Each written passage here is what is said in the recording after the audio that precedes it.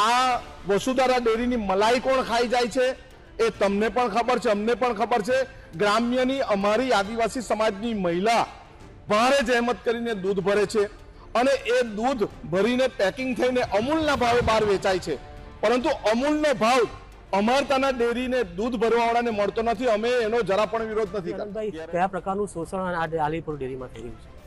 આલીપુરમાં આવેલી વસુધારા ડેરી સહકારી વલસાડ જિલ્લાની ખૂબ જૂની સહકારી મંડળી છે, ડેરી છે, અને અમે ડેરીનો વિરોધ નથી કરતા, દૂધ મંડળીનો વિરોધ નથી કરતા, પરંતુ આ ડેરીમાં પેકિંગ માટે અને અંદર કામ માટે જે કામદારો આવે છે આ વિસ્તારના આદિવાસી સમાજના, ઓબીસી સમાજના કે બીજા અન્ય સમાજના, પરંતુ એમનું શોષણ ઘણા વર્ષોથી થાય છે અને અમે એનું શોષણ ન થાય એના માટે કામદારોની સાથે ધરણા પ્રદર્શન પર બેઠા।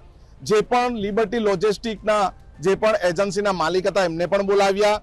એમણે અહીંની 19 જેટલી માંગણીઓમાંથી મોટે ભાગેની માંગણીઓ સ્વીકારી છે।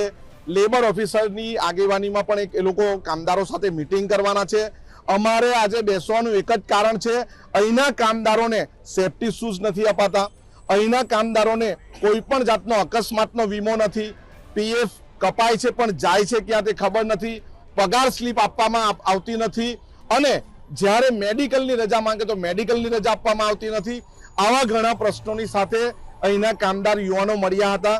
મોટે ભાગના પ્રશ્નોનું નિરાકરણ થઈ ગયું છે, પરંતુ છતાં પણ અમે 1 અઠવાડિયાનો સમય આપ્યો છે। 1 અઠવાડિયા સુધીમાં એટલે આવતા શનિવાર સુધીમાં જો અમારી માંગણી કઈ સ્વીકારી કઈ નહીં સ્વીકારી એનું લેખિતમાં આ વસુધારા ડેરીની સંઘર્ષ સમિતિને અમને આપશે નહીં તો અમે આવતા શનિવારે પાછા આ જ જગ્યા પર સવારે 8 વાગ્યાથી બેસી જશું। આલીપુર ડેરીના ચેરમેન કે કોઈ વચન નથી આવતું કર્મચારીઓને લઈને, શું કહે છે? આલીપુર ડેરીના ચેરમેન તો નહીં, પરંતુ અહીંના ઇન્ચાર્જ એમડી આવ્યા હતા। જે કામ મધ્યસ્થી કામદારો અને એજન્સી સાથે કરવી જોઈતી હતી, અહીંના એમડી અથવા અહીંના ચેરમેને તે આજે અમારે કોંગ્રેસના પ્રમુખ શૈલેષભાઈ અને અમારે કરવી પડી। ખરેખર આ વસુધારા ડેરીની મલાઈ કોણ ખાઈ જાય છે એ તમને પણ ખબર છે, અમને પણ ખબર છે।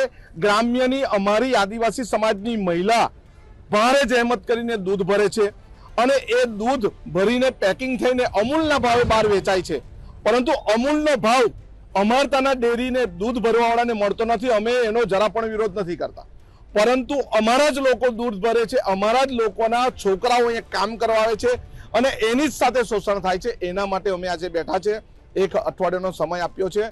જો અમારી માંગણી નહીં સ્વીકારશે તો અમે ફરી પાછા અહીં બેસીશું। વિધાનસભામાં પણ મુદ્દો ઉઠાવવાની વાત કરી છે। વિધાનસભામાં કામદારોના પ્રશ્ન વિશે અમે વાપી ઇન્ડસ્ટ્રીઝ, ગુંડલાવ ઇન્ડસ્ટ્રીઝનો પ્રશ્ન ઉઠાવ્યો હતો। એવી જ રીતે અમને જો મોકો મળશે તો આવતા અઠવાડિયે આ પણ પ્રશ્ન અમે ઉઠાવશું। જો અમારા પ્રશ્નનું નિરાકરણ થઈ જશે તો અમે પ્રશ્ન ઉઠાવશું નહીં।